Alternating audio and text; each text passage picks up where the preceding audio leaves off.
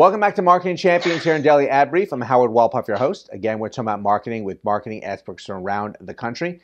Today, we're talking to Frank Hwang from Senné Real Estate from Rye, New Hampshire, but he's actually coming to us from Boston. So, Frank, welcome to our conversation today. Well, thanks so much for having me this morning. Appreciate it. Well, it's our pleasure, and we're excited to have you and learn more about you. So, why don't you start us off with sharing how you got started in the marketing industry? It's the short version is I actually didn't plan to get in the marketing industry. Like a lot of folks, I went to college and didn't major in what I work in now. So I actually was a biology environmental studies major. And the part that kind of correlates to marketing is the heavy use of, I'd say, analytics and data and research in marketing. And then long and short, after I graduated from college, I moved to Boston and worked for a few startups and found an aptitude in the marketing industry and a passion. And that's what led me to where I am now. Well, yeah, there definitely is that analysis comparison between biology and marketing. So it definitely does keep the mind going and flowing, which is good. So why don't you share with us the things you're doing right now with your company?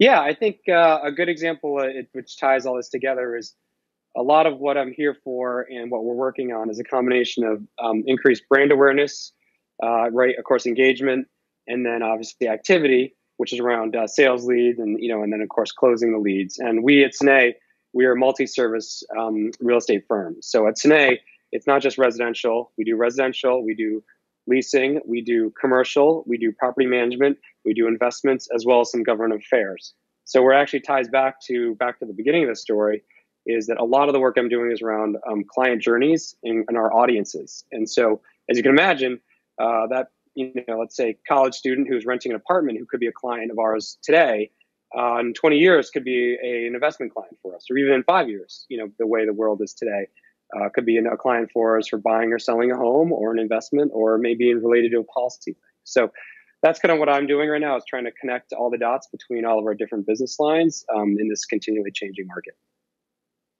Yes, trying to find the right person to help you with your real estate needs is very important because it's confusing. People don't really understand the process, and especially now where it's been a very adventurous experience in trying to buy a house and thinking that here's going to be the price of the house, but then the bidding wars have come on in different areas. I know in our area here in Jacksonville, it is amazing the prices that houses are going for. Is this still going to continue? I'm not, unfortunately, the expert. We have a lot of experts here. Marketing is my thing. The 2 cents I would say is that the best thing you can do is work with a company like ours at Senné or somewhere else where you can have experts at hand and in multi-business and multi-service, because you're right.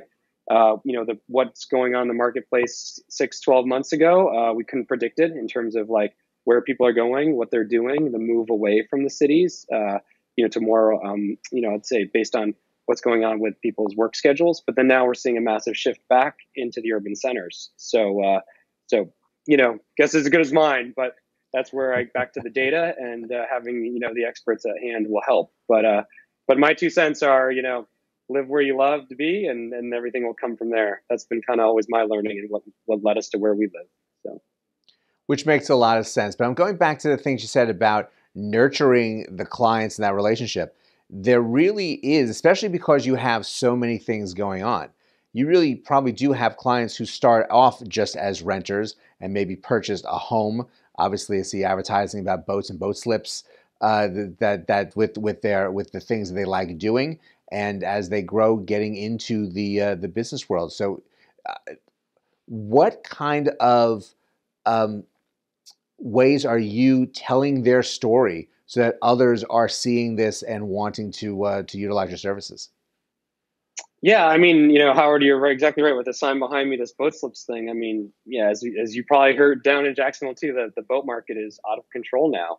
Based on what's going on with the current environment, as an example. But in terms of nurturing and telling stories, it's actually twofold. There's content is king right now, and I know I've listened to a couple of your guys' past conversations with folks, and I know a gentleman, not to disclaim or discredit or contradict, but he talked about TikTok and 50-year-olds. And, for us in the real estate market, it's actually everyone is on TikTok. Everyone is on Instagram. Even if you're like my 85-year-old grandmother. You're looking at real estate, you're looking at homes, everything through social media. So that's, content is king right now because it's able to go into social, it's into digital, even onto, TV's changed, right, too, with streaming platforms. I know someone else you guys had on talked about that. But ironically for us, with this shift that we talked about, I work in Boston and traffic is picking up again. People are coming back into the city.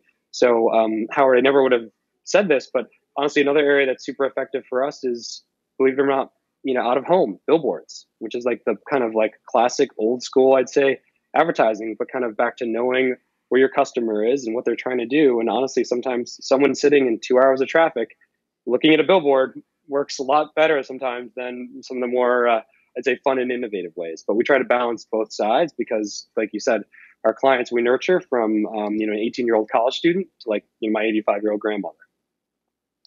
And having some of those traditional advertising means really does get that message out there because people are a captive audience in different places, especially while they're traveling. Getting that message out is still remains strong. We appreciate you sharing that you can't forget all the constants that we've had, even though technology is adding more platforms. But we thank you so much for joining us, and really hope that love seeing the story of this growth through the lifeline of a person into the way they utilize you as a client.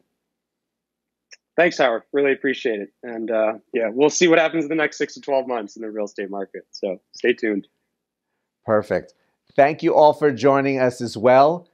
It is so vital that you have the pulse of your clients, and especially the things that Frank explained, that the client is not just a one-off purchase or a rent. There could be a lot of evolution. People buy different houses for different reasons and move, and you want to make sure that you are staying within a relationship with them because it's easier to keep a client than it is to find one.